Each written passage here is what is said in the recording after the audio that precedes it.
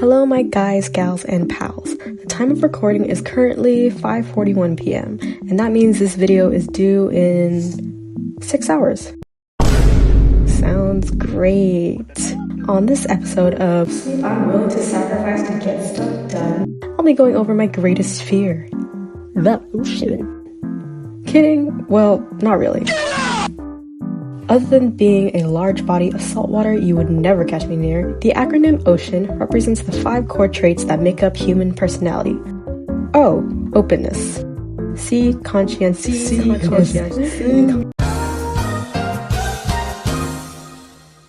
E. Extroversion. A. Agreeability. And N. Neuroticism. These 5 traits represent broad domains of human behavior and account for differences in both personality and decision-making. The big 5 traits help explain behavior, emotions, and social relationships. Each trait is a spectrum. People can be high, low, or somewhere in between. Both high and low levels of traits have strengths and weaknesses depending on the situation. So being able to understand all traits can help us understand ourselves and others. You can take assessments to measure your personality, and that assessment can be used in fields like therapy, coaching, hiring, and education. And that's exactly what I did. Take the test, I mean. And oh boy, did it take a little too much of my neurons to calculate the final scores.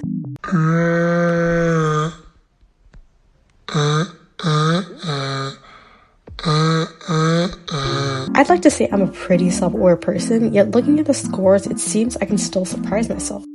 Starting with O for openness. Openness is about curiosity, imagination, love for new ideas and experiences. Openness affects adaptability, problem-solving, creativity, and acceptance of change. Surprisingly, I'm not as low in openness as I thought I was. Yes, I prefer being in my own personal bubble where it is safe and rational for me to be, but part of me is flexible to change, curious to the excitement of new things and its possibilities. And then we have C for conscientiousness. This is all about being organized, responsible, and goal-oriented. It's the biggest personality trait that affects job performance because those with high conscientiousness are good at being committed goal setters. I wouldn't say I'm a go-with-the-flow kind of person, yet my scores tell a different story. I guess I had assumed that I'm high in conscientiousness. I dislike when things go wrong or when things don't go according to plan. But on the other hand, I don't necessarily have a set routine because I hold the belief that things can always change. Wow, what a profound thought that is. E for 3, we have extroversion. It's pretty self-explanatory and the most commonly known trait. All about energy, sociability, and assertiveness. This trait shapes networking, leadership, and relationship building. Not surprisingly, I am an introvert. I mean, I love being around people most of the time, and part of me wishes it was easier for me to meet new people. But there is a limit when it comes to what environment I'm in. I'm more of a person who likes to be in the company of my own thoughts. This is what a schizoid sounds like. Now we put the A in ocean for agreeableness. This trait shapes one for handling conflict and teamwork.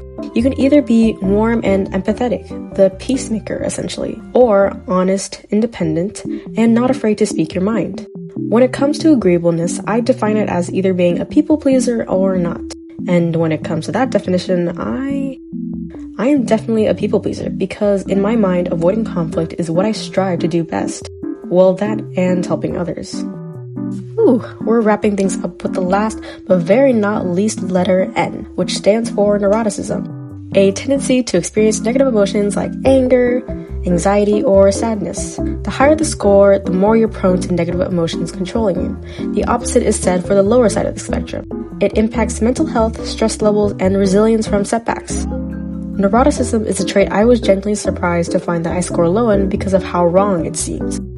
On the one hand, I experience negative emotions often, and I tend to overthink a lot. And perhaps on the other hand, I try not to let my emotions get the better of me. Now that is true, and the fact that I also try to manage my situations as calm and collected as I can be.